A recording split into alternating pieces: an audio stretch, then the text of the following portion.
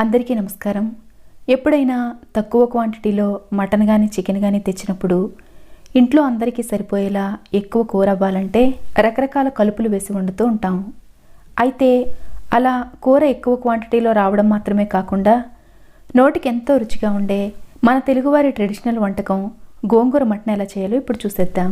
ఇది దాదాపు అందరికీ తెలిసిన వంటకమే అయినా ఇక్కడ నా స్టైల్లో కూడా ఒకసారి చూసేయండి. దీనికోసం చక్కగా కడిగి క్లీన్ చేసుకున్న అరకిలో లేత మటన్ని తీసుకుంటున్నాను. తర్వాత మరీ ఎక్కువ కానీ మరీ తక్కువ క్వాంటిటీలో కానీ కాకుండా ఇలా గుప్పెడి నిండా తీసుకున్నప్పుడు చేతి నిండా వచ్చేలా గోంగూరని కూడా తీసుకొని చక్కగా కడిగి క్లీన్ చేసుకోవాలి. ఇప్పుడు స్టవ్ మీద కుక్కర్ పెట్టుకొని కూరకి సరిపడినంత వేరుశనగ నూనె వేసుకోవాలి. మన తెలుగువారి వంటల్లో వేరుశనగ నూనె వాడతారు కాబట్టి నేను దీన్నే వాడుతున్నాను. మీకు కావాలంటే ఇంట్లో ఏదైతే వాడుకుంటారో దాన్నే వాడుకోవచ్చు.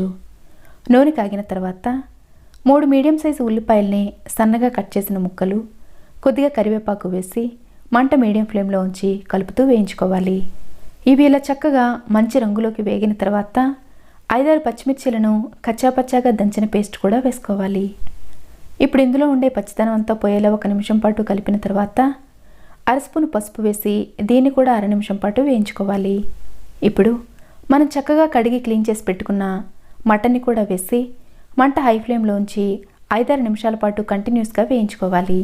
మటన్ని 5-6 నిమిషాల పాటు హై ఫ్లేమ్లో ఇలా వేయించడం వల్ల నీచువాసన రాకుండా ఉండడం మాత్రమే కాకుండా ముక్కు కూడా చక్కగా సాఫ్ట్గా ఉడుకుతుంది.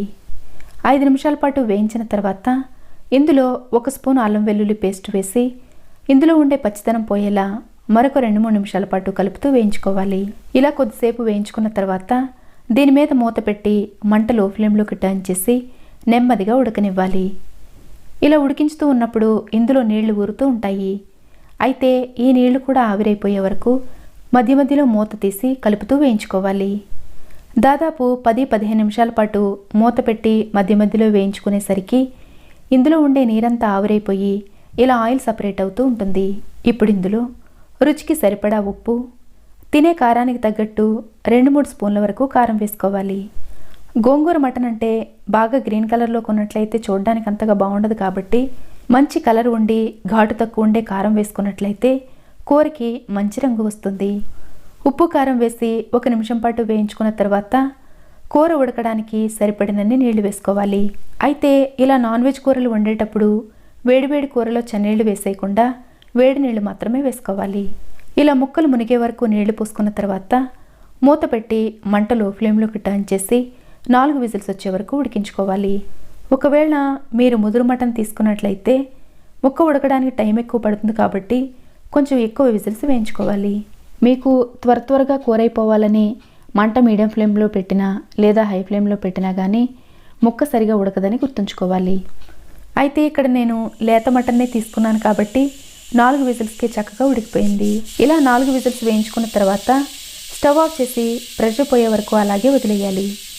ఇది ప్రెషర్ పోయేలోగా పక్క స్టవ్ మీద కడాయి పెట్టుకొని కడాయిలో మనం శుభ్రం చేసి కడిగి పెట్టుకున్న గోంగూర అంతా వేసి మూత పెట్టి మంట లో ఫ్లేమ్లో ఉంచి నెమ్మదిగా ఉడకనివ్వాలి.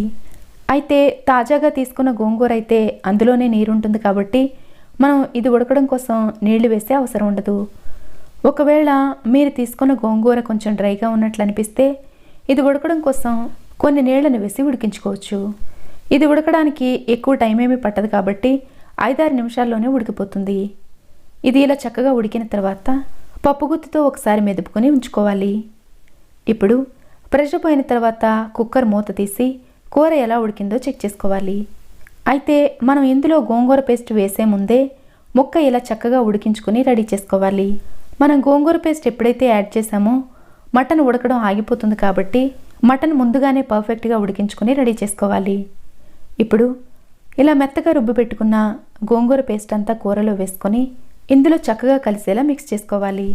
గోంగూర అంతా ఇలా చక్కగా మిక్స్ చేసుకున్న తర్వాత ఇందులో 2 స్పూన్ల వరకు మటన్ మసాలాని వేసుకోవాలి.